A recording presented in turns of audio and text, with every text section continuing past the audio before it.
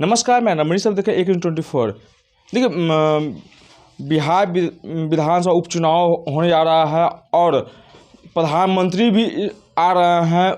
उसको लेकर आज आरजेडी प्रवक्ता एजाज अहमद से जानते हैं। सर, बिहार में उपचुनाव होने जा रहा है, अब प्रधानमंत्री भी आ रहे हैं, किस तरह से देख रहे हैं? देखिए, सबसे बड़ी बात यह है कि प्रधानमंत्री जी 1 साल पहले जिस एम्स का शिलान्यास के लिए आ रहे हैं दरभंगा, उसके निर्माण की घोषणा कर दिए थे और उन्होंने कहा था कि बिहार में दरभंगा में दूसरे एम्स का निर्माण हो गया। अब प्रधानमंत्री जी से मैं पूछना चाहता हूं कि राजनीति के लिए आपने उस समय जो घोषणा किया था और अब शिलान्यास करने के लिए आ रहे हैं, तो उस समय आपने क्यों भ्रम की राजनीति की थी, क्यों जुमलाबाजी की थी, क्यों लोगों से कहीं ना कहीं झूठ बोलने का कार्य किया था?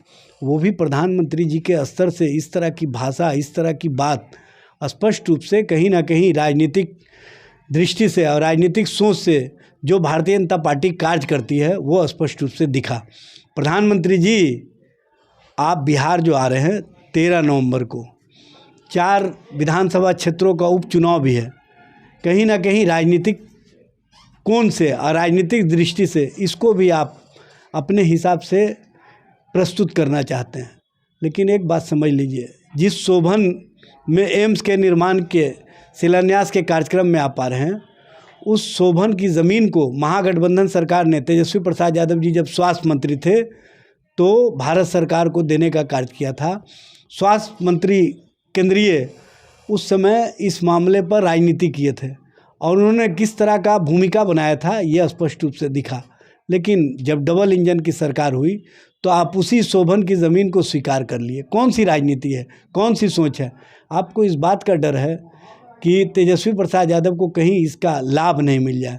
तेजस्वी प्रसाद यादव के प्रति आपको जितना डर है वो स्पष्ट रूप से दिखता है। लेकिन आप जितना भी राजनीति कर लीजिए, जितना भी पैंतरेबाजी कर लीजिए, बिहार की जनता ये बात समझती है कि तेजस्वी प्रसाद यादव स्वास्थ्य मंत्री रहते हुए स्वास्थ्य व्यवस्था में जो बेहतरी लाने का काम किया, जो इंफ्रास्ट्रक्चर और बिल्डिंग इंफ्रास्ट्रक्चर बेहतर करने का कार्य किया और जो दूसरे एम्स के निर्माण की दिशा में शोभन में ज़मीन उपलब्ध कराया, ये मील का पत्थर साबित हुआ है।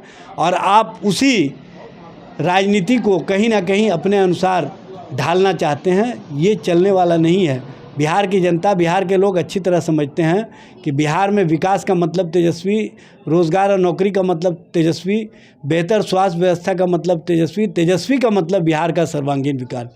और तेजस्वी प्रसाद यादव के नेतृत्व में बिहार में जो विकास को नया आयाम मिला है, जो नौकरी और रोज़गार के माध्यम से हमने नफरत की राजनीति को समाप्त किया है, वो स्पष्ट रूप से दिखता है। ये बताने की आवश्यकता नहीं। इसलिए आप जितनी भी कवायद कर लीजिए, चाहे जितनी भी कोशिश कर लीजिए, चाहे जितना भी आईबास कर लीजिए, बिहार की जनता अब डबल इंजन सरकार को स्वीकार करने के लिए नहीं है तैयार। और सबसे बड़ी बात यह है कि नीतीश कुमार के नेतृत्व पर अब लोगों को विश्वास नहीं है, क्योंकि सरकार का इकबाल समाप्त हो गया, सरकार पर से लोगों का विश्वास उठ गया। इसलिए नीतीश जी और आप मिल कर के भी तेजस्वी प्रसाद यादव के कार्य को, तेजस्वी प्रसाद यादव के सोच को बदल नहीं सकते हैं। उनका जो सोच है वो जनता और जनता के हितों में है, जनता के लिए है, जबकि आपका कहीं ना कहीं सत्ता और स्वार्थ के लिए है। यही दोनों में फ़र्क है। इसीलिए बिहार की जनता अब जनता के हितों की सोच वाली सरकार चाहती है और उस सरकार के लिए तेजस्वी प्रसाद यादव पर लोगों का विश्वास बन गया।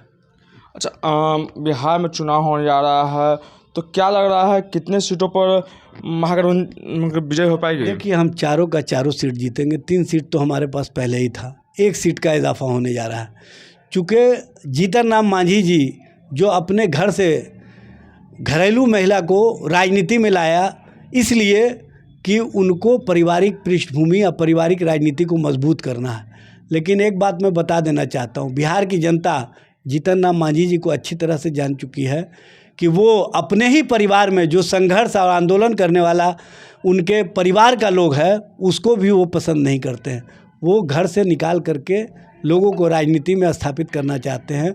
और जबकि राष्ट्रीय जनता दल का जो वहाँ पर चुनाव मैदान में प्रत्याशी है रोशन मांझी, वो गरीब कार्यकर्ता है, वो आम आवाम के बीच का कार्यकर्ता है, आम आवाम के सोच और उनके साथ खड़े रहने वाला कार्यकर्ता है। इसीलिए सब लोग पसंद कर रहे हैं और हमारे उम्मीदवार के प्रति लोगों का जो आकर्षण है वो स्पष्ट रूप से दिख रहा है। 3 सीट पहले का और 1 सीट ये इजाफा रोशन मांझी वाला, चारों का चारों सीट हम जीतेंगे और स्पष्ट रूप से हम सेमीफाइनल जीत करके जो परिवर्तन का आगाज़ होगा वो 2025 में परिवर्तनकारी राजनीति को हम नया आयाम देने का काम करेंगे। प्रशांत किशोर भी बोल रहे हैं कि से उपचुनाव में जो आ रहा है, उपचुनाव में जो है हम पूरे मतों से हम जीत रहे हैं और 2025 में इसका शिलान्यास शुरू हो जाएगा। किस व्यक्ति का नाम ले रहे हैं? वो राजनीतिक भूमिका में ठीक लगते थे, राजनीति ज़मीन में वो फिसल गए हैं। अब उनको लोग समझ गए हैं कि राजनीति इनके बस की बात नहीं है। राजनीति की जानकारी नहीं होने के कारण वो कहीं पर अब टिक नहीं पा रहे हैं। इसीलिए आप देख रहे हैं कि भारतीय जनता पार्टी के वो राजनीतिक औजार बन करके भारतीय जनता पार्टी जो वोट के मामले में नहीं टिक पा रही है, जो जनता दल वोट के मामले में नहीं टिक पा रही है, वो प्रशांत किशोर के माध्यम से कोर्ट मामले को ले जाने का काम किया है और चुनाव की तिथि बढ़वाने का जो उन्होंने आवेदन दिया है, हम समझते हैं इनका जो भूमिका है उस भूमिका को लोग समझ चुके हैं कि ये भारतीय जनता पार्टी और जनता दल यू का खेल है और इसमें रणनीतिकार प्रशांत किशोर रणनीति के ही भूमिका में रहेंगे। राजनीति की भूमिका में उनको अब जनता स्वीकार करने के लिए तैयार नहीं है। तो आप सुन रहे थे आरजेडी प्रवक्ता एजाज अहमद के जो सारे प्रश्न बेबाकी से जवाब दिया। तमाम खबर देखने के लिए 1 न्यूज़ 24 पर बने रहे। धन्यवाद।